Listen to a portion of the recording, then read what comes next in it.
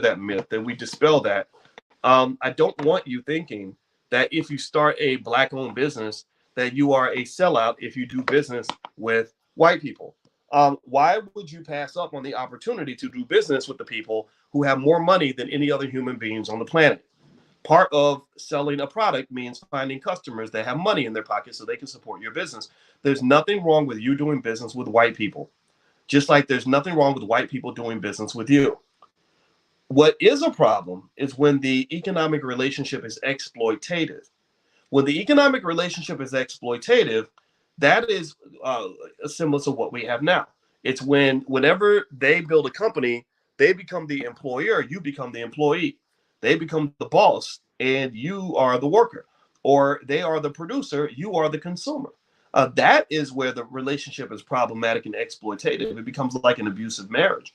But when you're talking about switching roles, where sometimes you get on top, sometimes you get to be the employer and they're the employee.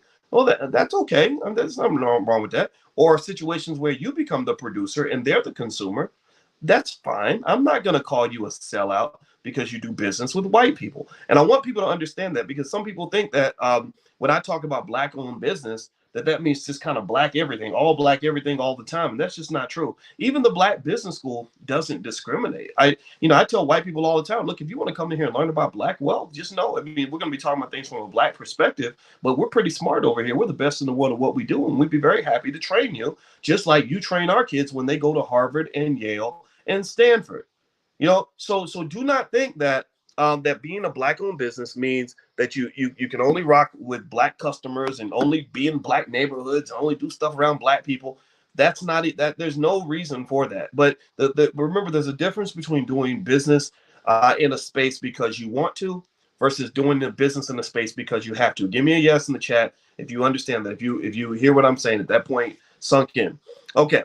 So Dr. Anderson says alternative economies have always existed. In earlier times, most of the alternative economies were the cottage industries that sprung up around the manufacturing of certain products by specific identifiable groups.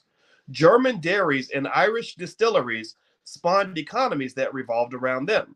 Today, we have many specialized industries such as military installations, university campuses, or any number of Chinatowns that function as independent alternative economies. They run parallel to the mainstream economy and provide jobs, products, and services for an identifiable group of people. So they have their niche, they have their people that they serve, and they're not apologizing for none of that. I've never heard a Chinese man apologize for the existence of Chinatown. So don't you dare ever apologize for the existence of Blacktown or whatever you decide to call your space, Black Wall Street, or whatever you want to call it, where you're doing the businesses or creating businesses that you own and control. Let's see, they run parallel to the mainstream economy and provide jobs, products, and services for an identifiable group of people. The issue should no longer be whether Black America should have an alternative economy or business communities, but rather what type. Like all other alternative economies or business communities, Black America needs traditional business communities built upon its group competitive advantages for the specific purposes of building jobs, products, and services that satisfy Black consumers' basic needs and desires. So all they're basically saying is this. Dr. Anderson is saying this in Powernomics, that you need to develop the ability to serve your own people. And you have to create a whole generation, a whole class of Black entrepreneurs who are going to be thinking about serving Black customers. If you serve, then you don't have to sell anything.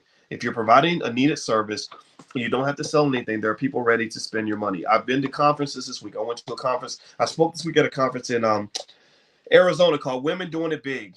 And thousands of dollars in commerce occurred at that conference. There were tons of connections that people made with each other. And a lot of business was being done amongst Black people.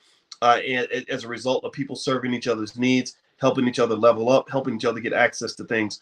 The All Black National Convention, the vendors make a ton of money because there are Black people there ready to get their needs served by Black-owned businesses. So really now the revolution is already underway. Now the majority of the Black community understands at least a large percentage, understand the importance of buying Black.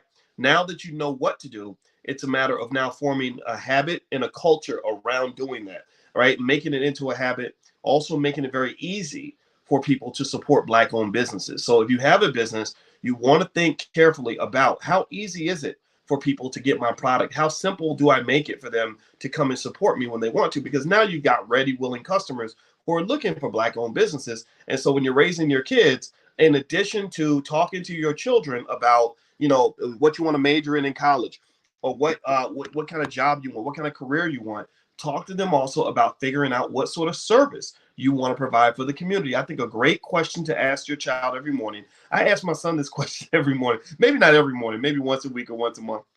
And I ask him, I say, we wake up in the morning, we have a meeting every morning at 10.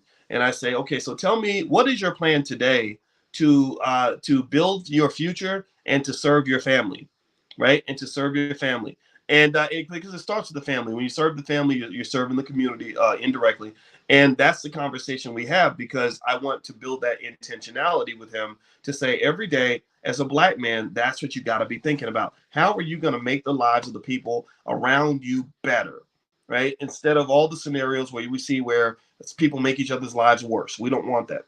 All right, so let's keep going. The issue should no longer, okay, we already talked about that. In the best possible world, we should seek to reconstruct traditional business communities where business persons took pride in the products they sold. Business owners knew their customers were their neighbors and offered the best products and services. In return, merchants expected customers to remain loyal and shop in stores within their own community. So the relationship between the Black consumer and the Black producer is like a loving relation. It's like dating. It's like the relationship between a man and a woman. And what happens between a man and a woman is the woman says, hey, I got what you need. The man says, hey, girl, I got what you need.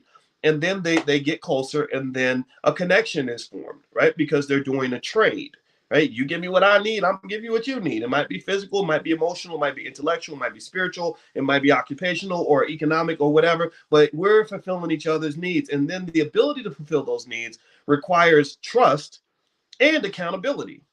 Trust and accountability. Trust and accountability. Trust means that I trust that you're going to fulfill my needs. I have to trust you. I got to put myself out there. I got to go and keep shopping at Black-owned businesses, even though I know that there's a chance that this Black business owner might rob me. Right? There's scammers in the Black community. There are people in the Black community that do terrible things, right? So I got to have that trust to say, I love you enough, and and this relationship means enough to me that I'm going to trust you. I'm going to put myself out there, and I'm going to try to make it work. And if it don't work with you, I'm going to try with somebody else. And then accountability means that the world, the community, has the right to hold me accountable to follow through on the expectation that's been thrust upon me, right? So you giving me your trust. Well, then now I'm accountable. Now I'm accountable. Y'all trust me. Y'all trust the Black Business School. That's why you're here. You trust when you hear the name Boyce Watkins. You trust that name, and that makes me accountable. That means, well, okay, but I better be on my A game in order to adequately serve the people who trust me. So every day I'm thinking, okay, boys, we got to come through. What we got? What we gonna get? What we gonna do to make people's lives better? Right? Because I'm coming through. You gonna pass me the ball? Oh, I'm dunking that sucker every time. Right? That's the mindset that I try to have every single day. It's not like, oh, well, y'all trust me, but y'all some suckers, man. Shoot, please, whatever. I'm Dr. Boyce Watkins. I'm the man. Nobody. I don't got to do nothing for nobody, right? That's that celebrity mindset that I find absolutely appalling. It bothers me when we love our celebrities and give them all this trust and all this support, but for some reason we don't have any desire to hold them accountable.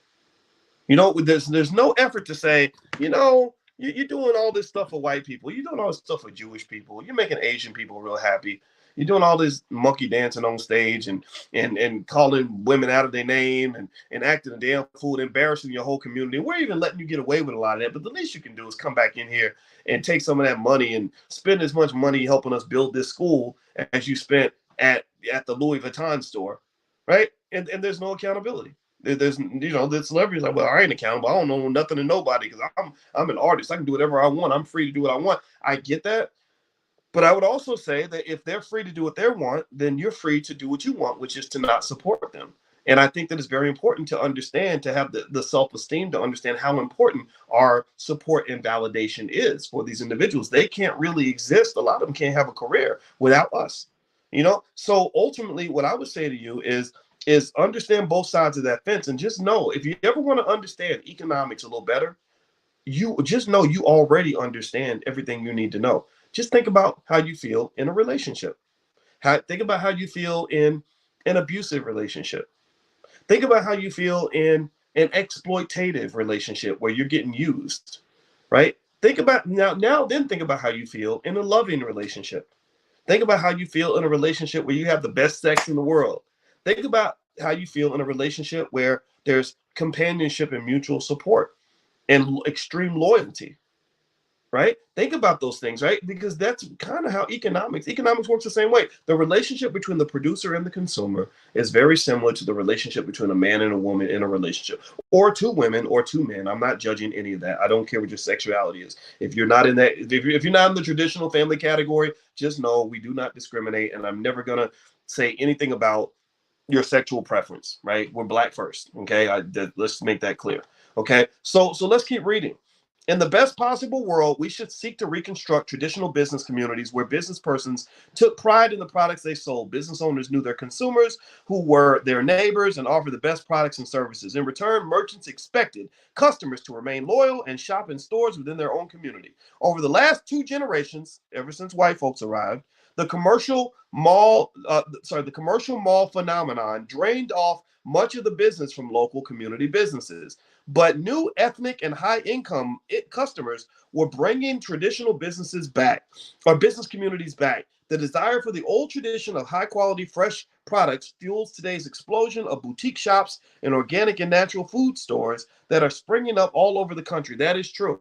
I think that the fact that there are so many people who are learning in this generation that health is wealth creates so many opportunities. There's so many businesses I've seen being created around, like that. I met this nice lady named Reese. She has a company called Juiced Up Reese, and Reese set up this big gigantic blow up booth at the All Black National Convention. She sells these fresh juices that are so good, and they bought every single one of her juices, right? And the thing is that this business changed her life. She's now making a lot of money, and her kids are doing extremely well, and her husband and everything. And I was super happy about that, because as we sort of looking at things like health consciousness in the black community, what this does is creating a whole booming industry of holistic health providers that are able to step in and give you something other than what the pharmaceutical industry gives you. So Dr. Christina Parks, for example, or some other people that are out there. Dr. Sebi did it when he was alive. It's really cool to kind of see this sort of develop, and you want to sort of pay attention to that, because again, culture is driving the economics. Because your culture is now pro-health, you now look at McDonald's a little bit different. You look at White Castle a little different than you did when you were a kid. You even drinking Kool-Aid is looked at differently than it is now. And that's leading like this massive multi-million, maybe multi-billion-dollar economic revolution where there are providers that are helping to fulfill that. And I think it's awesome. Queen Afua can testify to that. She was at the All Black National Convention 2 years ago. Okay, so over the last two generations, the commercial, okay, we already talked about that. Let's see here. Using our concept of vertical integration and thinking outside the box, Black business communities can be built in a vertical chain of obligation. We have a vertical chain of obligation when a series of obligations exist between various Black businesses and Black customers, when businesses and customers support each other. Application of this vertical concept could build business communities based upon new community understandings, interests, respect, and market loyalty similar to those that exist in most ethnic communities. So vertical chain of obligation, very interesting. Remember I told you trust and accountability, right? How does a vertical chain of obligation work in the real world? Well, it establishes the ability to exploit niche markets. An incident between Asian merchants and Black suppliers in Chinatown in Washington, D.C. demonstrates the importance of vertical chain of obligation as a foundation to an alternative economy. A Black marketing organization approached a group of Asian merchants in an effort to sell them a variety of popular consumer items. After the Black distributors made their sales pitch, they were disappointed when the Asian merchants replied that they were not interested in purchasing products that the Black distributors were selling. Determined not to give up on the Asian merchants and convinced that contiguous boundaries between the Asian and Black communities made them quasi-members of the same community, the Black distributors offered a 25% discount from the price that the Asian merchants were paying for the same items. Pay attention now. Are y'all listening? Give me a yes. Before I read, I want to make sure. Are y'all hearing what I'm saying? And how many of you can guess where this paragraph is going? Give me a yes in chat if you can guess where this paragraph is going and what the point of this paragraph is going to be. Let's be very intentional here. Let's think this through. So again, the Asians told the black distributors that they were not interested, even with the 25% discount. Now, pay attention now. They can get their product cheaper from the black distributor. They said, no, thank you. They said, no, we'd rather pay more. Why? Well, in a collective voice of puzzlement, the black distributors asked how the merchants could afford to turn down the 25% discount. The merchants responded, you black people just don't understand. It is not the money, but the fact that we only buy from our own. Only you blacks will buy from any and every one. The Asian merchants have made their point. They take pride in and respect the traditional vertical chain of obligation that exists between Asian business people. So this is what in that book I wrote, The 10 Commandments of Black Economic Power. In that book, this is part of the code of conduct that I've laid out for you. You got to understand, and it's not illogical. It's not crazy. It's not stupid. See, because you hear black folks say all the time, "Well, I'm gonna go buy and get it from the cheapest place I can go because I ain't got extra money to spend on that, right? Or I'm gonna go where I can get the best, blah blah blah blah, right?" And I get that. That makes perfect sense. But really, you're the only ones who are really trained to think that way. Nobody else really thinks that way. Because and why is that? Well, it's because it's not necessarily logical that you're getting the product from the cheapest source. That's not completely logical. What you're missing is you're missing all the other forms of wealth. One of the things I've talked to you guys about consistently is that wealth typically shows itself in the form of money. But it rarely shows itself in the form of money. Money is not the majority of ways that wealth shows itself. If all you're doing is looking at money and the bottom line, you're going to miss most of the wealth that's in the building. When I see a group of black people getting together and doing business with each other and making connections, I see wealth growing right in front of me. I see wealth, like almost like somebody who sees ghosts in the room. I see wealth growing because wealth is so much deeper than just, did I save $10 on that transaction? Or did I make $50 just now? So ultimately, when I am making a purchase decision, first thing I want you to understand, forget about the money part. The money is secondary. The money part doesn't really matter in the wealth conversation as much. So when I'm making a purchase, number one, when I buy from you, I'm giving you something. I'm giving you my power. The black dollar is very, very powerful. So I'm handing my power over to you. Now, if you are a natural adversary, if you are a competitor, if you're somebody that may not have my best interest at heart, and I'm giving you my power, then I should understand why I end up powerless or why they end up having more power than me, right? That's the first thing. The second thing is that if I'm intentional and thoughtful, I'm going to give my power to someone who is going to reciprocate that, who's likely going to reciprocate that by taking that power and doing something with it that's going to be beneficial to me or the people that I care about. So when I buy from a black person and give them my power, I'm transmitting my economic power to them. And I know that this person's also going to probably buy black or at least take care of a black family. Then I've won. I've poured into my community. I've done something to make the black community more powerful because I transferred my power and my energy in a positive way. And the other thing too is if I'm buying from a cousin or buying from a loved one or even my homeboy or whatever, that transaction means far more than whether or not I saved 50 cents on a pair of socks.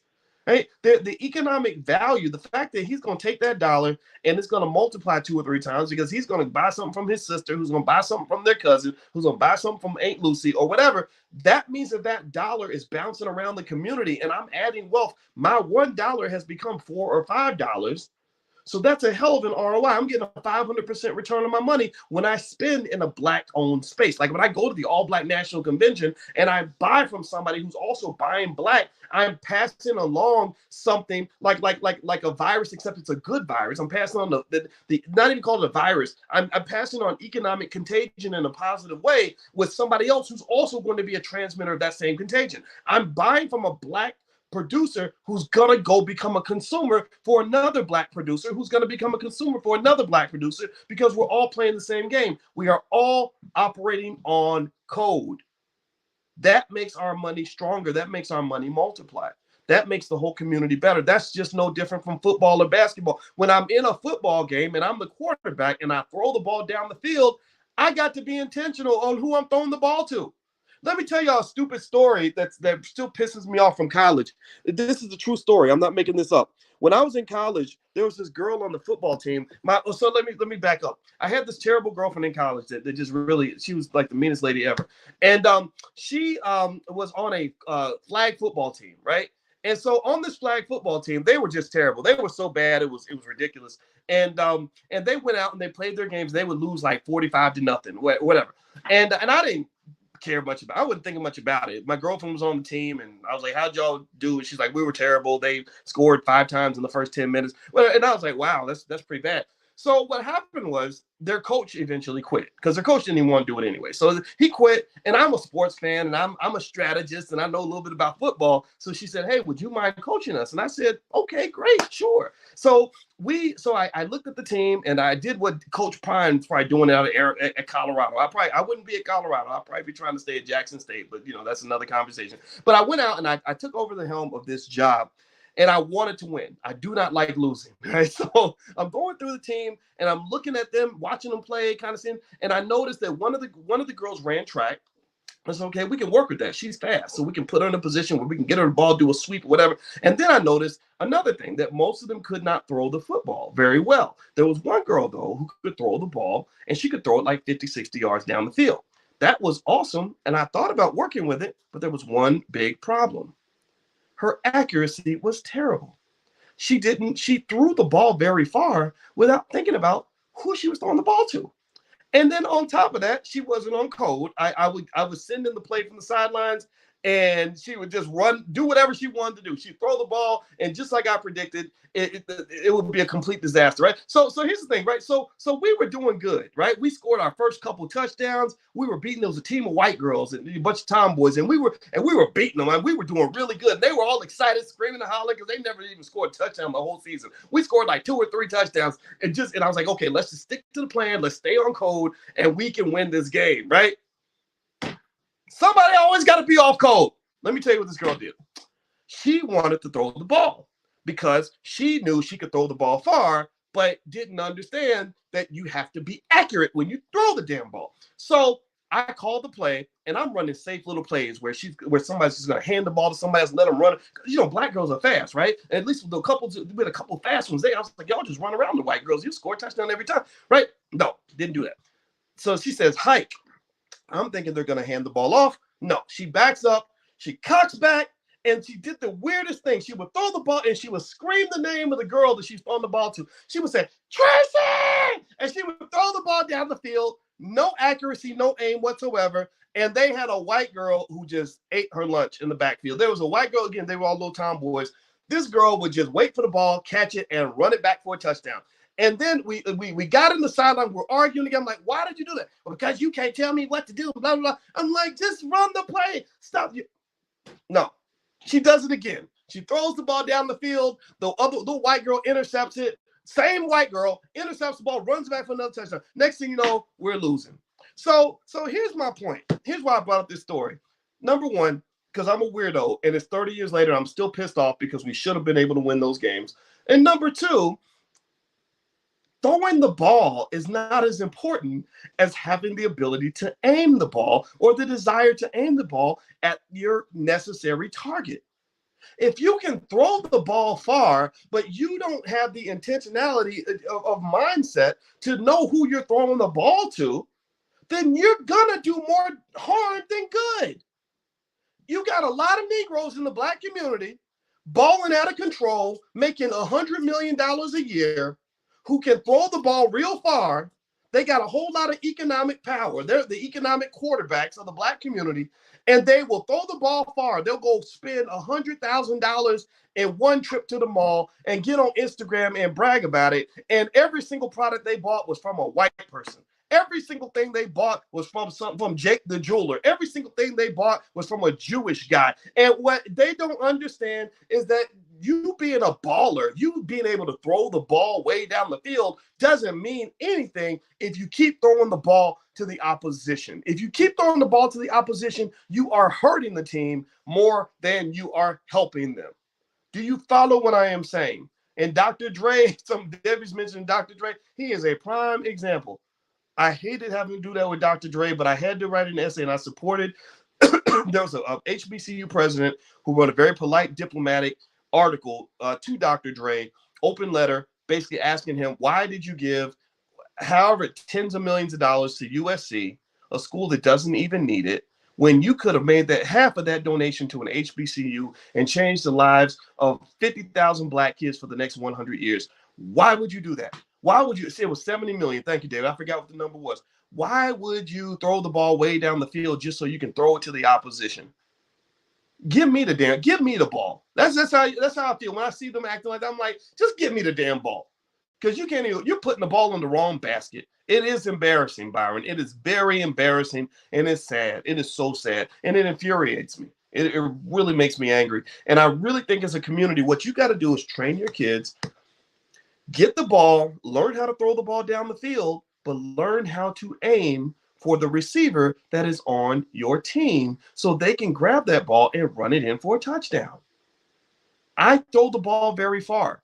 I get on the internet and I talk to 1 million people a week. I deliberately put the word black on a lot of my content, a lot of my channels, just so people will know whether this is your space or not, whether this is for you or not. You know, if white people come in, they're welcome to come in, but they're coming in, they're seeing the word black on the channel because I'm aiming the ball. I'm saying, look, I'm going to throw this ball as far as I can throw it. I got a whole PhD. I can really throw a ball when it comes to finance. And I'm going to make sure I throw the ball to my teammates because you and some of your kids, I can already see you running into the end zone. That makes me proud. So even if I'm the quarterback, the quarterback backs up and throws the ball and then he gets hit. Somebody comes along and knocks his head off, right? So even when I get my head knocked off, I don't care because I know that I threw a perfect precision pass down the field and somebody's going to catch it and run it into the end zone. So I could literally die tomorrow and know that I did my job. My job was to throw the ball down the field. It's somebody else's job to run it the rest of the way. And I'm okay with that. So throw the ball down the field and throw it to your teammate. Your money is your power. That is your football. You want to aim for your teammate. Don't throw it to the opposition unless you have to. Let me keep going.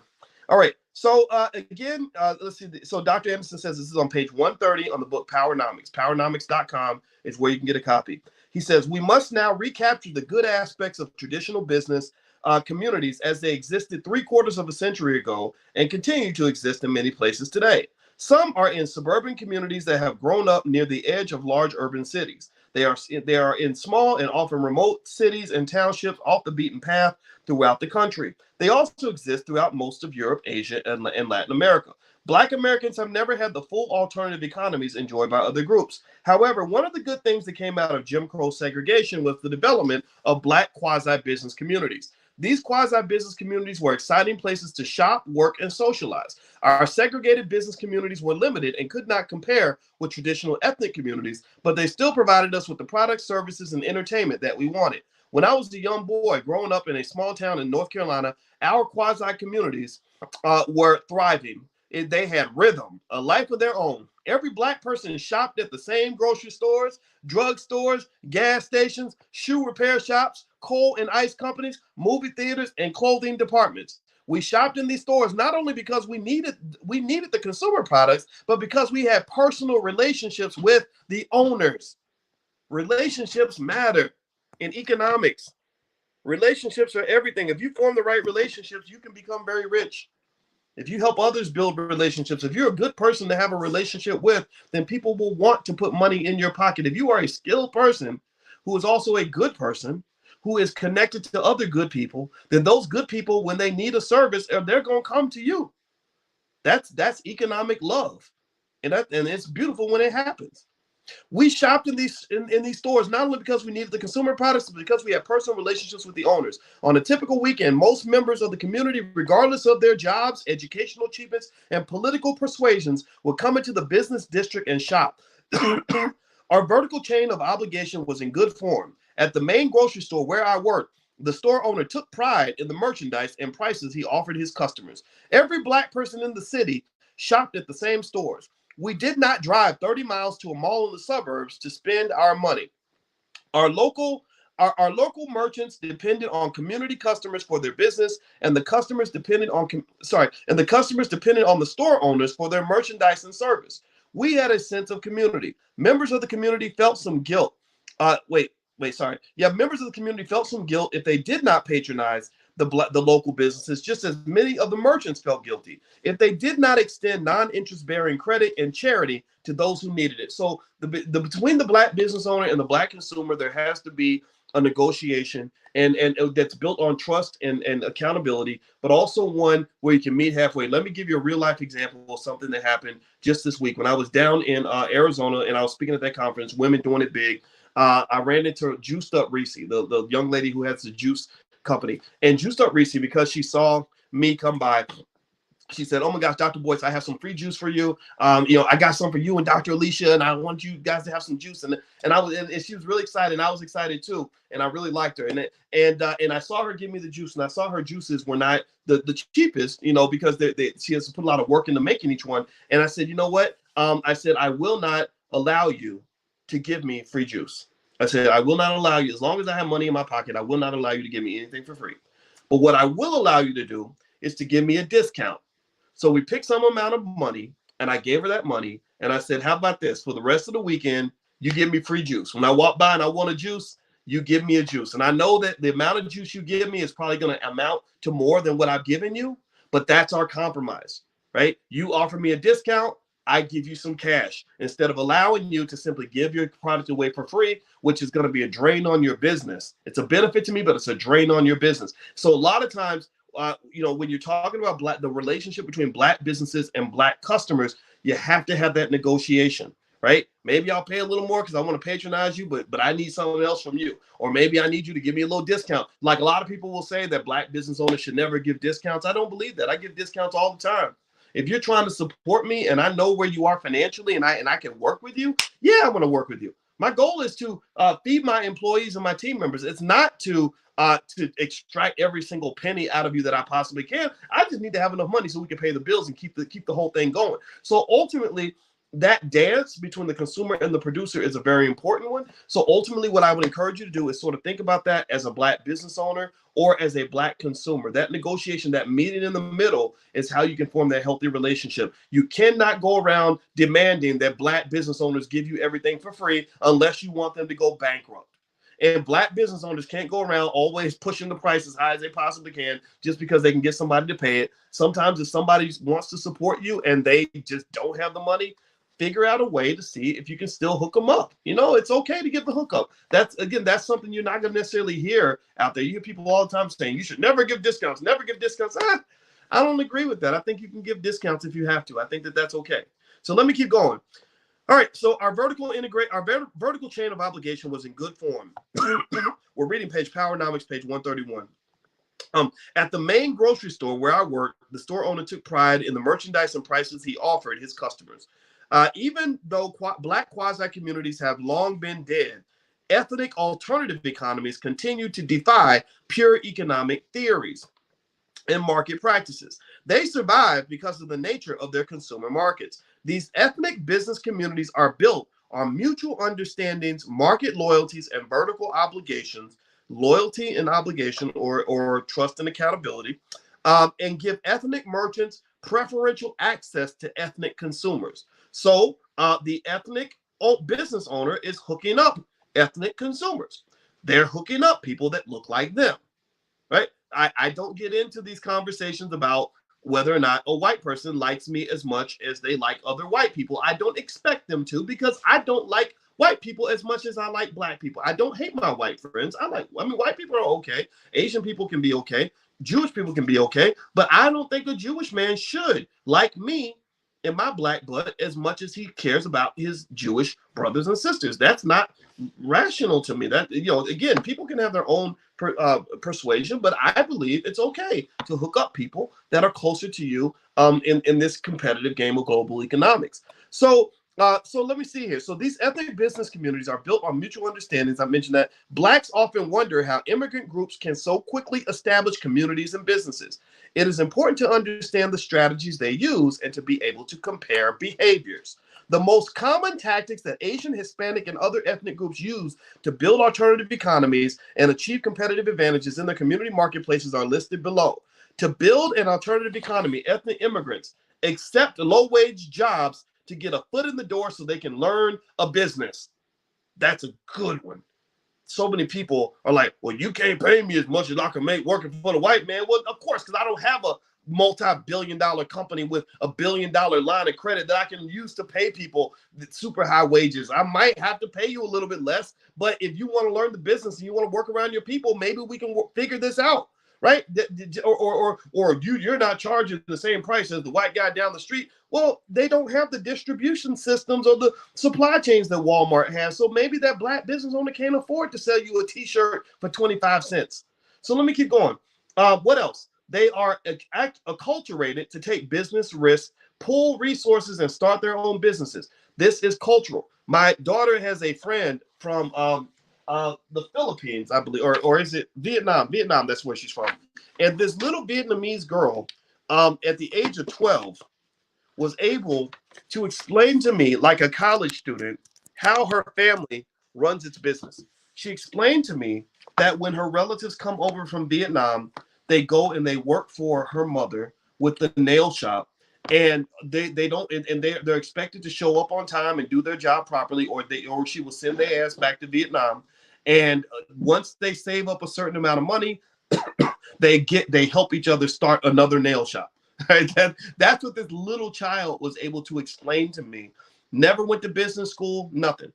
You know, we got our kids, 12 years old, twerking and telling you what little rapid shorty bum done did with his baby's mama and all this other stuff.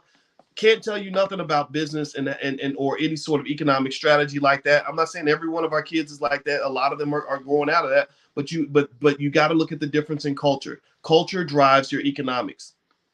What else? Here's another thing that ethnic immigrants do, according to Dr. Claude Anderson. They hire members of their own family or ethnicity in their businesses. So they do their best they can to either hire someone in their own family. If they can't find someone in their own family, they do their best to hire someone who looks like them. They harbor a strong group identity and sense of mutual dependency. They bank and borrow from their own families, people, and the community lending institutions. They build alternative economies within their communities to supply jobs, services, and products for their own people. They use satellite businesses in Black communities as platforms to penetrate major markets. So after they finish controlling their own community, they then say, let's go to the Black side of town because Negroes are giving money away for free. Black people will buy from anybody. So Black people, because, we're kind of seen as the economic hoe of the world, we're easy, everybody can come in and just take money. They then go and set up their business in the Black community because we bought into this whole myth of integration. Let's see here. Conduct business with members of their own group first. They use diversity and minority labels to gain access to and compete against Blacks for resources. They use language, religion, and culture to mark and close their communities. They build businesses and industries that use products that can be linked to their country of origin. They avoid being identified with Blacks so they can continue to benefit from dominant society's hatred of Blacks. So they will take money from you, but they will join society in disliking you. And this is, and tell me if I'm wrong about that. Tell me if I'm wrong. When I did the podcast this morning on my YouTube channel, drboycetv.com, and by the way, my podcast is on Spotify and Apple and all that. So if you look up the Dr. Boyce breakdown on Spotify and Apple, you can find it there too. When I was talking about the Tyler Perry thing, one of the things I was talking about was Atlanta, which is an awesome city with awesome people. But I talked about the run my wife and I did through West Atlanta, where we were going to my grandmother's grave, and how I saw so many abandoned buildings. I saw a boarded up grocery store with young, able-bodied Black men just sitting there on the corner doing nothing. I saw a construction site that had a bunch of people standing around that looked like they had jobs because they had construction hats on. Every single one of those people was white or Hispanic. I stopped by a corner store that was run by an Arab guy that had bars on his windows. I saw a whole torn down neighborhood, and then I saw a big, beautiful church that was gated so that, it was disconnected from the community, but it was the prettiest building on the block. And so it made me really think about just some of the challenges that we have in terms of what we end up seeing. Now, I did see some rays of hope. I met a Black man I got, when I go to Atlanta, a lot of people recognize me on the street when I take my fat butt out and try to go running and all that. They wave at me and stuff. And so I ran into one brother who was running a community center on West Atlanta, trying to help the community. I also saw an elementary school that looked like it was run by a black person. It just had something about it. Like, how black, like we could just smell the blackness on something. There's something about this school, and it was a beautiful school. It was well set up. It looked very, very nice. And I think it was called like Little Kings and Little Queens or something, something that black people would name a daycare if they had one. And it was more than a daycare, but it wasn't quite an elementary school. It was like kind of a place where you would send your children if you want them to be educated. So there were glimmers of hope, but there were also lots of signs of despair and disparity and just problematic economic relationships that we have with other people. So one of those problematic relationships is that there are so many black communities where there are people in the community that are running businesses and making money that have no interest in the community at all. They're there to take, and they're not there to give anything.